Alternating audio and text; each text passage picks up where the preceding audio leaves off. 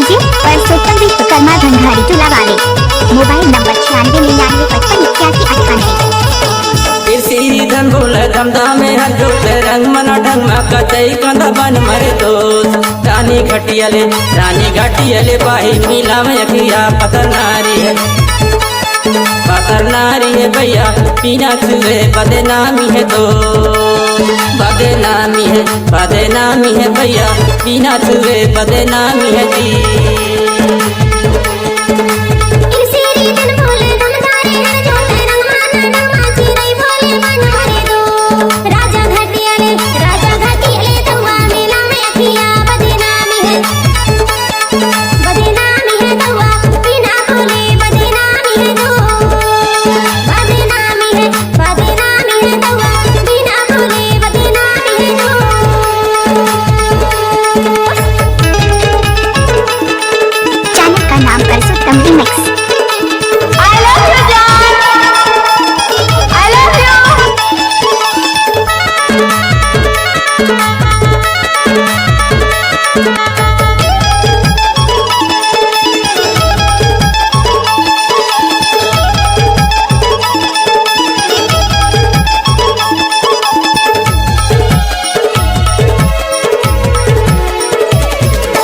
बोली रे बोली कोयली के बोली ना, बोली रे बोली कोयली के बोली ना, छाती मात हमारे गोरी पंदुका बोली का वो गावैया गा दिया दया छाती मत मारे गोरी पंदुका बोली का वो गावैया गा दिया।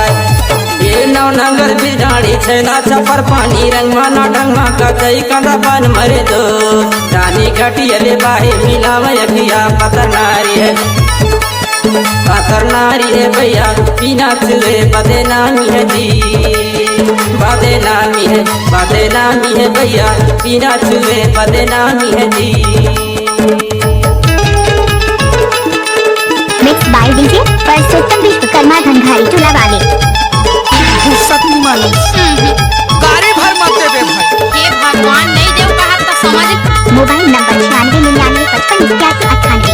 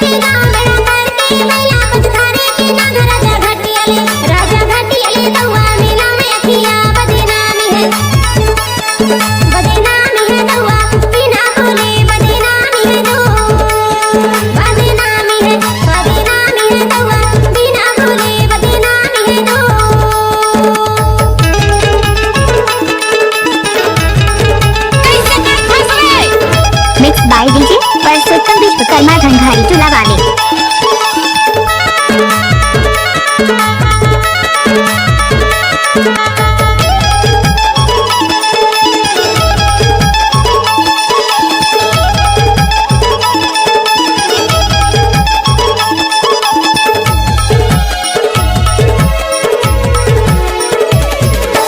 नंदिया के तीर मचारेला टिठिना, नंदिया के तीर मचारेला टिठिना, याद तोरो मोरे माया गोरी मारे माँ मिठी काओ गावैया गा दिया। याद तोरो मोर माया गोरी मारे माँ मिठी काओ गावैया गा दिया।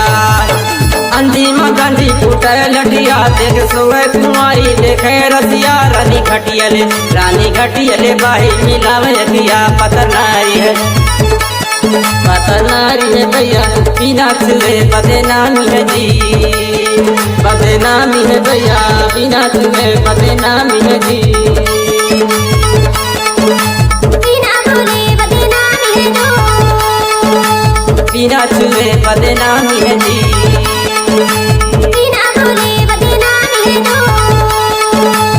बिना चूल्हे बदना mix by DJ Parsottam Vishwakarma घंघारी चूल्हा वाले।